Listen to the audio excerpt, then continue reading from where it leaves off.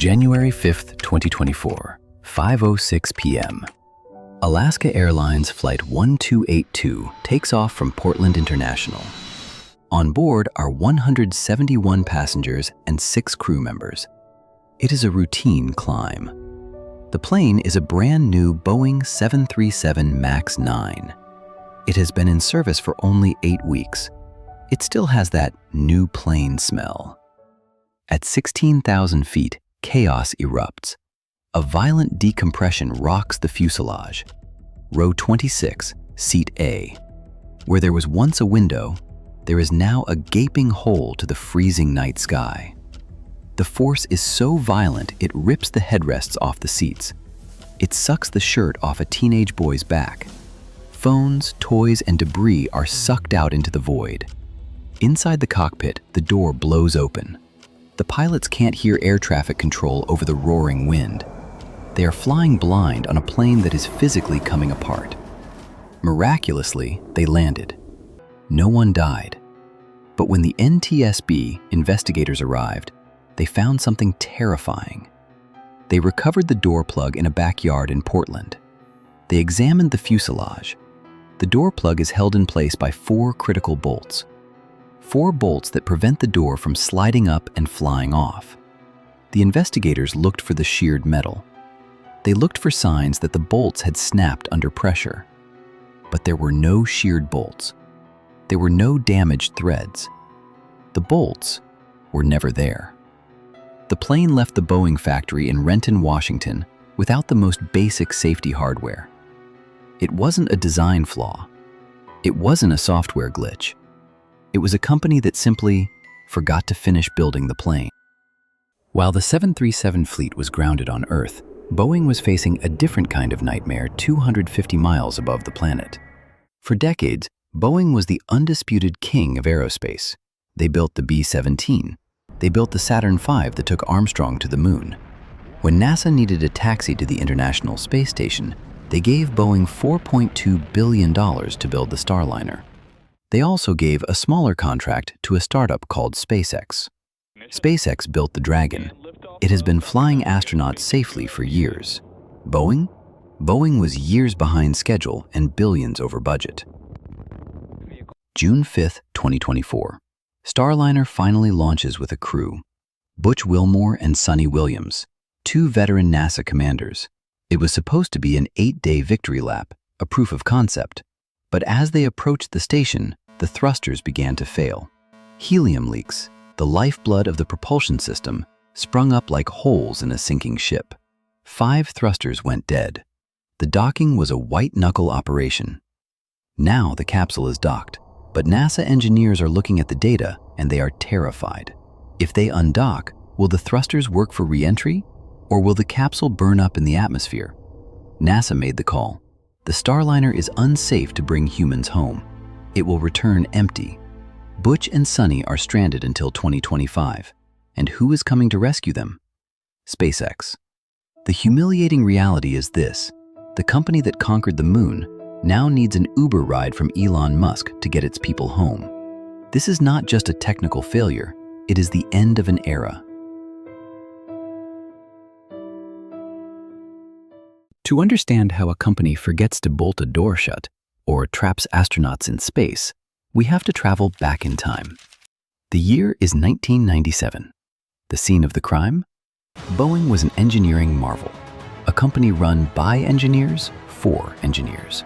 Their motto was unofficial but sacred: build it right no matter the cost. But in 1997, they bought their rival, McDonnell Douglas. McDonnell Douglas was failing. They built military jets, but their commercial business was dying. Why?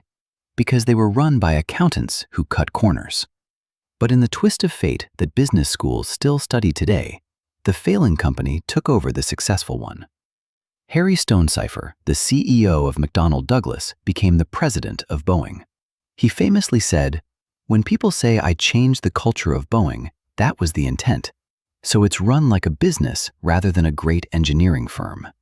The virus was planted. They moved the headquarters from Seattle, where the planes were actually built, to Chicago, thousands of miles away from the factory floor. The executives stopped looking at blueprints and started looking at stock charts. They fired the senior engineers. They outsourced the manufacturing of critical parts to the lowest bidders. They hollowed out the company from the inside, leaving nothing but a shell and a stock ticker. When you prioritize profit over safety, you create a culture of fear. And in that culture, the most dangerous person is the one who tells the truth. Meet John Barnett. His friends called him Swampy. He was a quality control manager at Boeing for 30 years. He was the guy whose job was to say stop. At the Charleston factory, where they built the 787 Dreamliner, Barnett saw things that kept him awake at night. He found clusters of metal shavings left inside the electrical wiring, ticking time bombs that could cause a fire mid-air. He found workers taking parts from scrap bins and installing them on new planes to meet production quotas. When he reported this to management, they didn't thank him. They attacked him. They moved him to a different desk. They harassed him. They told him to be quiet. So he retired, and he sued them. In March 2024, John Barnett was in Charleston giving a deposition against Boeing. He was testifying about the safety defects. On the third day of his testimony, he didn't show up. Police found him in his truck in the hotel parking lot, dead, from a gunshot wound to the head.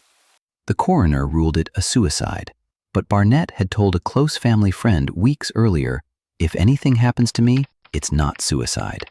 Boeing denies any involvement, but the message to every other employee was clear: silence is golden. Speaking up is fatal. The missing bolts on Alaska Airlines, the stranded astronauts, the dead whistleblower.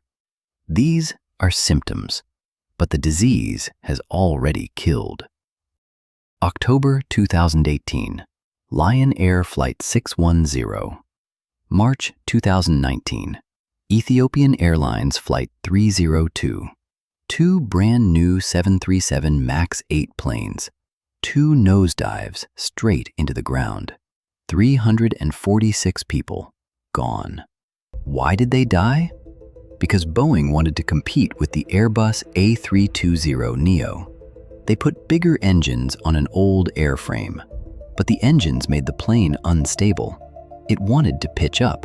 Instead of redesigning the plane, which would cost billions and require pilot retraining, Boeing added a secret patch, MCAS, the Maneuvering Characteristics Augmentation System, a piece of software that would push the nose down automatically if it thought the plane was stalling. But MCAS relied on a single sensor, one sensor. If that sensor failed, the plane would think it was falling out of the sky. It would force the nose down over and over again. The pilots on those flights didn't know MCAS existed. Boeing had removed it from the flight manuals to simplify training. For minutes, those pilots wrestled with the controls, pulling back with all their might, while a line of code fought to kill them. They were fighting a ghost in the machine, and the machine won. Today, the giant is on its knees. The stock has lost half its value. The factories have faced strikes. The CEO has resigned in disgrace. The Federal Aviation Administration has capped their production. We are witnessing the slow-motion collapse of an American institution. But here is the terrifying truth. Boeing is too big to fail. They are one of only two major commercial airplane manufacturers in the world. They are a pillar of the U.S. defense industry. If Boeing dies, the U.S. economy bleeds. So the government will fine them. They will yell at them in Congress, and then they will bail them out. The executives who cut the corners, they walked away with golden parachutes worth millions. The engineers who tried to warn us, they were silenced. And the passengers? The next time you walk down that jet bridge, the next time you buckle your seatbelt and hear the door close, ask yourself, who tightened the bolts?